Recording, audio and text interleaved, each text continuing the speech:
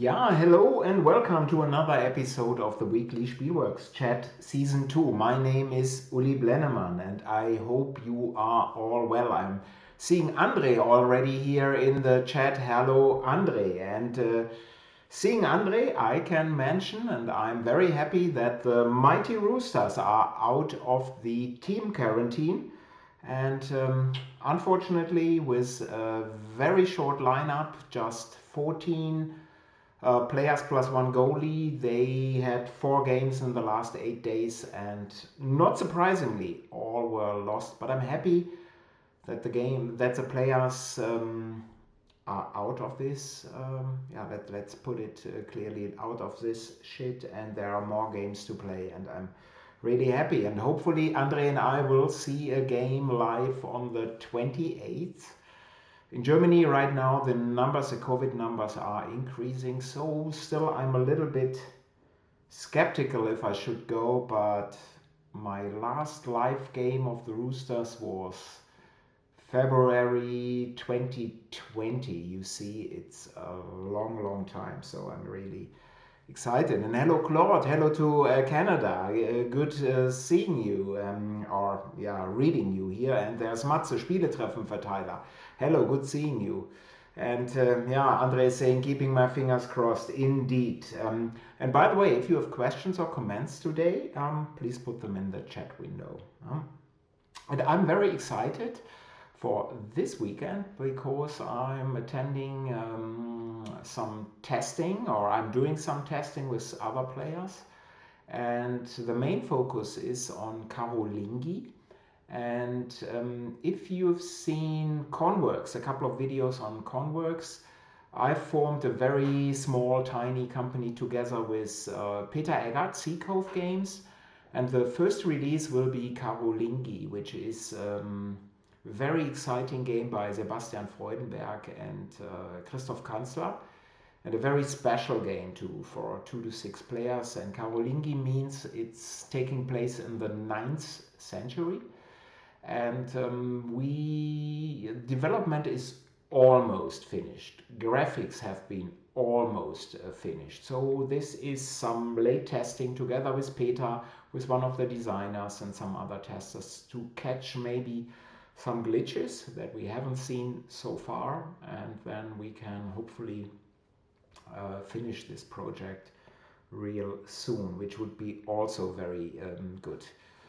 And there is Jonas. Hello to Switzerland. Good seeing you. And it's good seeing you here. Jonas, of course, was my guest. We were talking about Oath. And it's good seeing you here again. Matt, hello.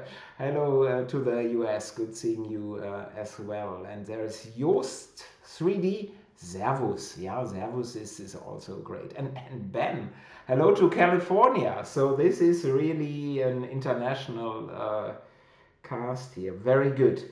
Let me start with some news for, unfortunately, Ben, Matt, this is not that exciting for you. Some news for German language viewers and customers. The second print run of the German edition of Pax Pamir has arrived here in Germany. Got surprisingly quickly through German customs, because Tribune took 28 days at the port of Hamburg, and this was surprisingly quick. And we will most probably ship the games to pre-order customers starting next week. And yes, there is also a waiting list of people who weren't in time to pre-order the game. And when all pre-order copies have been shipped, we will, from top to bottom, we will see if we can mail copies to the people on the pre-order list afterwards. So depending on if there are copies remaining. You know, the games Pax Pamir, they came from China. There can be transport damage.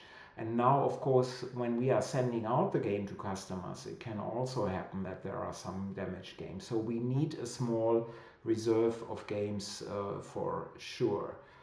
And Drew from Whirligig, speaking of Whirligig, he has informed me that Cole and they are still hard at work on the second edition of John Company. So right now, I guess localizing John Company into German will happen in February of next year, so 2022. At that time, most probably pre-orders for the German edition will also start. Yeah, and seeing Jonas here, pre-orders for the German edition of Oath by Leader Games, they will begin probably in mid-December. That is my guess right now. And we are working on the localization of this edition. And for sure, Jonas, you will get some stuff there sooner rather than later to prove. And it would be really, I would really appreciate if you, an Oath expert, could take a close look. Yeah, and von Stubel is saying John Company 1. Februar, only in February. Mano, yes. So I'm so much looking forward to this second edition. But these slackers, Cole and Drew, they are not completely ready. So of course these two wonderful persons are no slackers at all. But they want to make sure that the game is really the best possible product, best possible game. And of course I can't start working in earnest on the game if some things may still change, so I have to wait here. That's what it is. And the Smoky Valley by Claude Serrois is in my opinion, one of the finest expert games in recent times. Is still available for pre-order from my website. And in the US, please check out the BGG store. In Canada, Board Game Bliss, and in Australia, Behold Games. So Smoky Valley still on pre-order. And Squaring Circleville by Matt Wolf. Here, this game is in stock already in Europe from Spielworxx, and it was very well received at Essen. I'm very happy to say so, and shipping arrangements to the US, to Canada and Australia have been made. So the games are on their way. But of course, overseas, that portion will be done by boat, so it will take some time. And if you do not know, Squaring Circleville also contains for solo, different solo bots. And in my opinion, one of the best rondel mechanics ever done. And let me show you, maybe to remind you here a little bit. So let me see. And hopefully you can see this now. So you see the rondel, and this is why I'm saying one of the best rondel mechanisms ever. This is from the Vessel module, so totally 2D. And let's say I'm playing pink. And now I can conduct two different actions. I can do the green action because I'm in the green space, and I can do a blue action because I always do the action of the top tile of the adjacent stack of tiles, of action tiles. So green and blue. And on top of that, I can choose the order, so I can do blue before green or green before blue. And afterwards, when I'm done with my two actions, I put the top tile here, so the blue one, on my action mat and place it in the blue row. So you see there is a number to the left of these actions. So you have a red action, blue, orange and green, and the more tiles I put of a color I put here on my action mat, the more efficient my actions get. So the next blue one here would give me a 3, and let's say I have everything in here, then I can conduct a 5. So this is a wonderful rondel mechanism in my opinion. So my congrats to Matt. And so back here, and also in stock at Spielworxx is Tharos, and finally, so this is much delayed, so my apologies, but the new solo variant for this game is available here. So let me see, this is a URL. And you have to scroll down a little bit, and you can download the rules, and there is a special solo board for Tharos there. Enjoy. And the rules are in English and in German. And if you are, in my opinion at least, if you are into dice drafting or dice manipulation, you should check out the game. We are also at work on 1837 Saxonia, an 18xx game by Wolfram Janich, and we finished development, and yes, we are late here. So the Kickstarter for this game is probably postponed into January of next year. And also we are working on Oranienburger Kanal by Uwe Rosenberg, and this game is finishing development too, and more details here soon, because Harald has also started working on the graphics. So this is a game that will be released late next year, I guess, but the Kickstarter for that game will be a lot earlier. And we are also working on London Necropolis Railway, and you can also check out the Conworks video.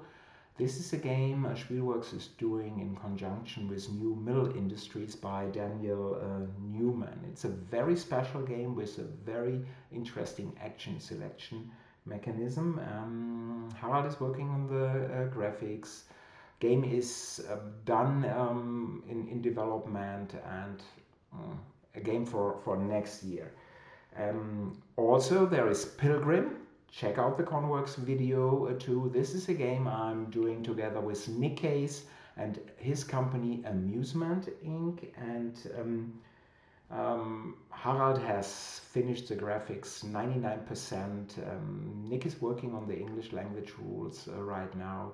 So this game is almost done as well and should be released next year. And there's a wonderful Mancala mechanism in my opinion. So really, really nice. And Andre, really looking forward to London Necropolis Railway. Yes, me too, because you know that I love special topics, and this is a very special topic because in the 19th century, late first half of the 19th century, there were so many cholera problems, cases in London, that they did not have enough burying grounds anymore. So they looked for a burying ground outside of London, so a little bit, a couple of miles outside, and they built their own railway to bring the mourners and the dead to that ground. So very special game, very special topic, but great mechanisms. And on top of that, Daniel Newman is a wonderful person, and New Mill Industries by Daniel and Tony Miller is also a wonderful small company. So it's a great fit in my opinion. What else? Enough of games we are working on, I think. But what did I play? I played Mad Wolf's, Mad again. I played Mad Wolf's second game in the Urban Evolution series, Raising Chicago, and also great topic here. And the game uses totally different mechanics than Squaring Circleville, and is another really fascinating look at city development and very unusual solutions to city development problems. And I'm having a blast playing this game. It's 2 to 4 players and really, really wonderful. So it's not mechanically like Squaring Circleville a little bit. I said totally different mechanics, yes, but both games, Squaring Circleville and Raising Chicago, what they have in common, the mechanics aren't that difficult. So it's in Germany we say Kennerspiele level, so it's family plus, I'd say. So really great game, and I'm always having a wonderful time playing the game. And right now here I'm having at home Cordoba 27 BC at my table. And let me post the BGG URL of this one. It's from a Spanish company. So let me put this in. So that's that game. And it's also an Anglo-Spanish dual language edition. And it is really a beast on the table. So there's a main board, there are attachment boards to it, and lots of wooden pieces. You have cards in there. Each player has their own player mat. Nicely produced, by the way. But I've only played just a little bit of the game, and I'm really right now I'm unsure about the game. That's why I'm interested. The game, they have the game at Essen, and maybe someone has played it there, and I'd like to hear either here or later by mail your opinion of the game, because at first glance there's something of everything in the game. You win by having the most senators to your side. So this is Cordoba in Spain, but Roman times, of course, 20 BC and 27 BC. And but there are senators. You are building the city. There are resources to build, various ones, joker resources. You have your cards. You have a family with special abilities. There are workers. There are specialist workers. There are riots, yeah, everything you can dream about, or you build monuments on top, not only buildings, but there are monuments.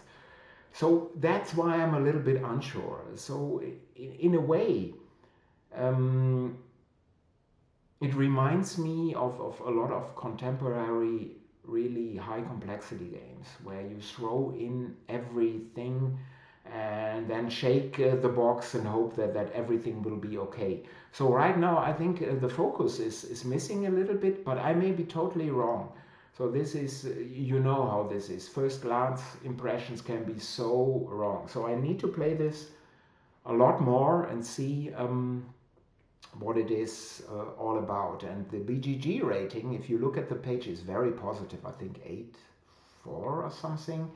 But if you look closer, a lot of the ratings are by Spanish people, and I'm a little bit, as I said, I'm a little bit unsure right now.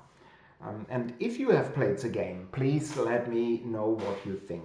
And Matt is saying, getting back a little bit to Raising Chicago, I'm super happy with Raising Chicago. I think it is probably the best game I've designed so far.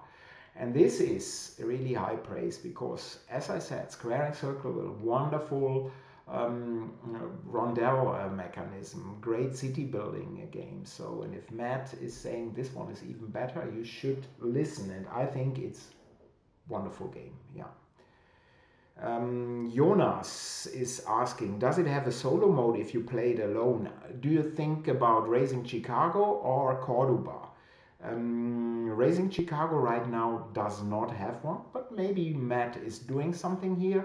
Cordoba has a solo mode, but because I want to evaluate the game at this moment, I'm playing with a two-player solitaire game. So I want to check out the mechanics. I often do this with some games to learn more about the game. So, and the solo mode is of course a little bit different. So that's what I'm saying. Cordoba, yeah. Jay Foolscott is saying, I haven't heard of Cordoba before. Yes, I think it was brand new at Essen. And I had my advantage was I was in Hall 2 and I think row D, and they were in Hall 2, row E. So it was just 5 meters away from me, and they had set up the game, and it is large. And I'm always interested in these large games, which with an historical topic. That's why I got interested into it. And the rules booklet, but it is including the solo mode is just 32 pages, and I think what is also interesting is setup starts on page 14 or something. There are so many terms before you're doing this, but it has also a historical booklet. Very well done, nice touch, and it has a glossary booklet as well. And you have a play aid, double-sided, just for English, and there's of course more Spanish stuff, but I'm too stupid to understand Spanish, so I put this one back in there. So Cordoba, I'm interested in this game. And Jonas is saying that's the joy of Essen, to find strange games, yeah. And hopefully, absolutely right, and hopefully this game is more than strange. Could be a good game, so... but I will report back on this if I've played it more. And then I got interesting news here. Maybe you have heard about this. This is your chance for fame. So here's a URL. This is a World Series of Board Gaming. They will crown a world champion and recognize someone as the best board gamer on the planet. Yeah, as soon as I read this, I knew this is not something for me, best board gamer on the planet. And of course, this is mainly a US event, and in typical style, it is a world event at the same time. Sure. What is interesting, there are 16 different qualifiers, the so-called ring events, and these winners will play in one of 4 semi-final games, and the winner of these semi-finals, they will advance to the final, and the winner will receive 25,000 US dollars. Not bad at all. The whole event is in Las Vegas from September 28 till October the 2nd of next year. And the games selected are Seven Wonders, Splendor, Wingspan, Brass Birmingham, Dominant Species, Marine, Acquire, Gaia Project, Great Western Trail, Ticket to Ride, Ra, Azul, Catan, Terraforming Mars, Blood Rage, Dune Imperium, and Carcassonne. So a very diverse mix and no Spielworxx games. So I'm shocked here. I'm really shocked. And if you would like the full number of qualifiers, so you can play in different qualifiers. So there are qualifier game passes. And if you stay at the casino, I think this is mandatory more or less, you pay 900 US dollars. So it's not totally free to attend this event. And what do I personally think about the event? On one hand, it shows that board gaming is getting more and more mature. And of course, you know, Magic the Gathering had pro tours and professional events for several decades.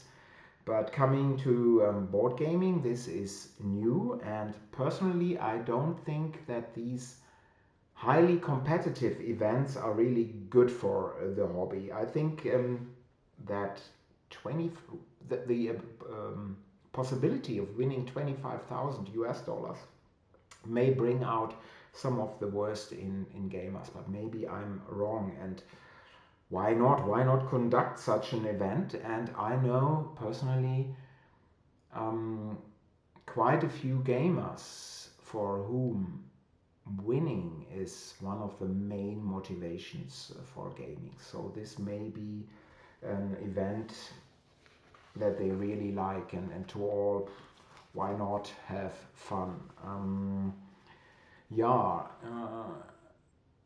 And yeah, Andre is saying, of course, and I think this is that's why it is in Las Vegas. Reminds me pretty much of the World Series of Poker. Yeah, on a smaller scale, Las Vegas ring events and all this. Yes.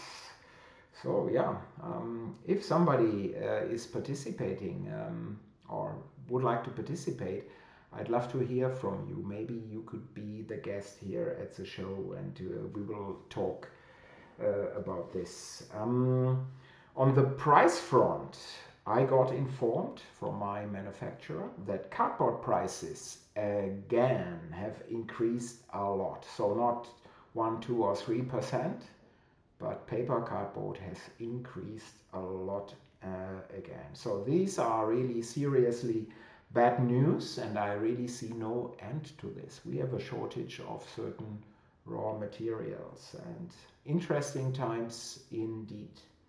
And for sure, and I'd mentioned this several times, gaming prices have already increased. Some manufacturers have increased them, like Asmodee. The others have to follow for sure. Um, and Jay Foolsgard is also saying, not my cup of tea. Me neither. Uh, is that BC of papier prices? I'm not understanding this, so I'm BC of paper prices, but I'm not getting that here. Is this because of paper prices? Yes. Sorry for I'm so yeah, well, I'm so slow in understanding several things. Yeah, wood, paper, cardboard, everything is increasing in price, and there's a shortage. And if you read several journals, of course, there's a higher demand. 2020, there was a lower demand in certain cases, but then it picked up rapidly, not only in gaming, and apparently there's a shortage.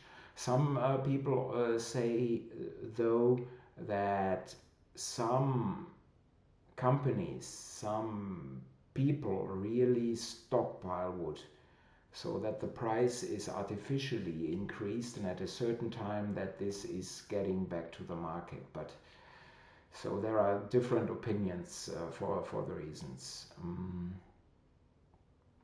Didn't the EU take, Matt is saying, didn't the EU take legal action against paper suppliers due to price fixing? Yeah, this has happened, but still there is a shortage. There's a shortage of stuff.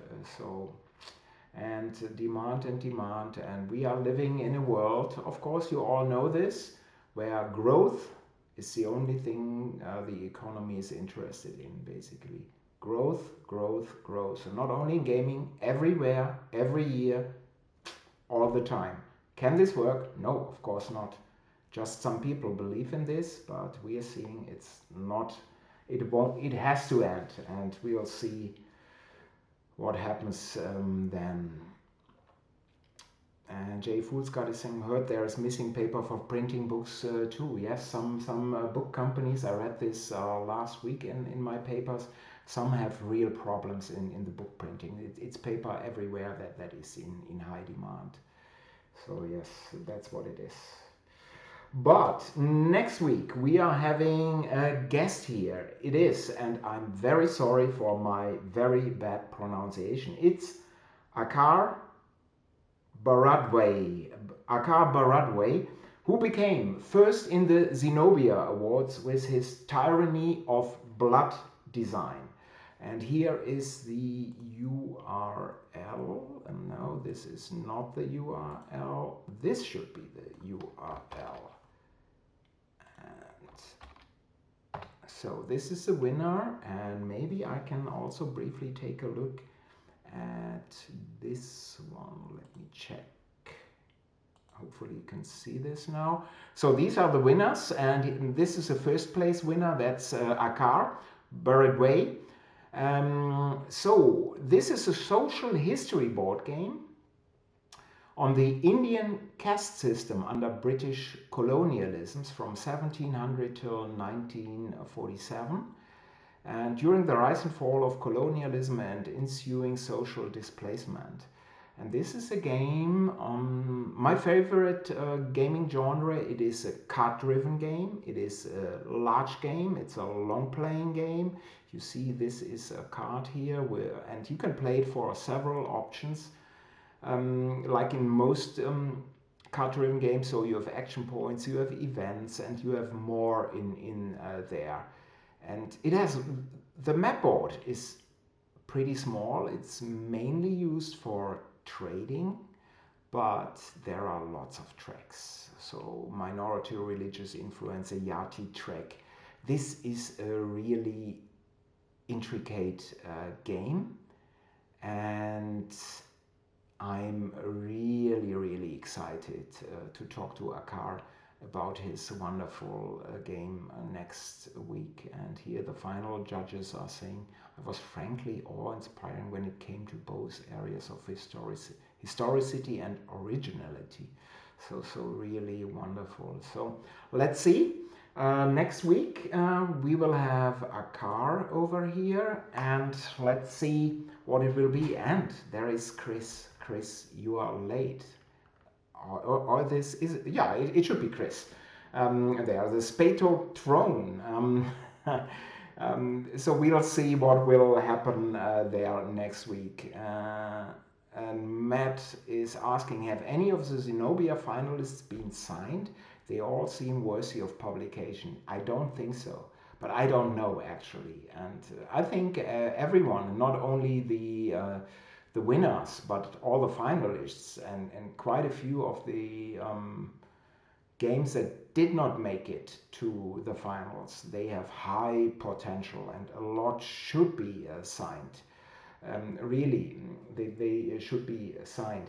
A problem is the wrong word, but what may be an issue is that outside of all our small circle, so you know about the Zenobia Awards, I know about the Zenobia Awards, but not many people know about it. Not even company owners or people in charge of a gaming company, at least over here in Germany.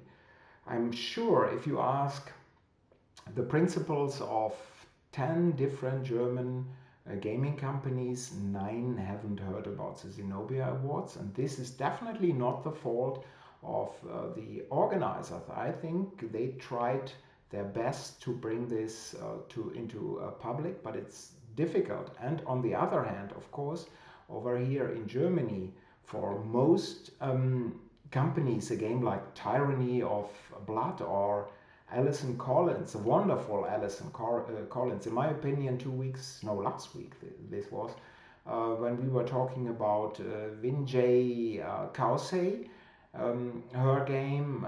I think this is, for most companies, this is not a game that they want to have. So most are looking for smaller, shorter games with tried and true mechanics. So I doubt that any game has been signed, but a lot should appear soon. Um, you had to change your Twitch reason. Yeah, it can happen. Your Twitch handle for some reason. Yeah, it can happen, Chris. I do understand. So next week we will have a car. I'm really, really already looking forward to this. I'm excited. Thank you for your time. And if you would like to see a special topic discussed or have a specific question that you'd like to ask in advance, please drop me a mail at uli@spielworxx.de. That is uli@spielworxx.de. And if you have played Cordura, this Anglo-Spanish game, and have an opinion on this game, please get also in touch with me. Jonas is saying, I think one of the participants is already a KS. Dutch Resistance Orange Shell Overcome. Absolutely true, Jonas. And this is a little bit, before I disappear for today, this is a minor criticism I'm having of the Zenobia Awards. But I do not know how this can be changed. Or at least it's very difficult. So you have to see the scheduling, the pace of the Zenobia Awards was breathtaking. So from entering your proposal, written proposal, so 4 to 16 pages, what your game is all about, to the finals, that was less than a year. You had to do you had to design the full game, you had to edit it, and you had to have a working prototype. So most often a TTS module or Tabletopia module. So really hard work. But of course, there were some games, like the Dutch Resistance game, which I also saw, that were already done. And the graphics were almost done as well. So is this fair? No, not at all. How to change? I don't know. And do you want to not have these games in? difficult to say. So the Dutch Resistance game definitely had a good start into the Zenobia Awards. And in my opinion, I looked at the game pretty briefly. It is a good game, so definitely a good game. And if there is a Kickstarter, please take a close look at the game. So I think it's also a really worthy game. So yes, at least one game has been signed, but I think probably it was signed before. So thank you all for your time for today. Till next week, bleibt alle gesund, Black Lives Matter. Bye bye. Bye.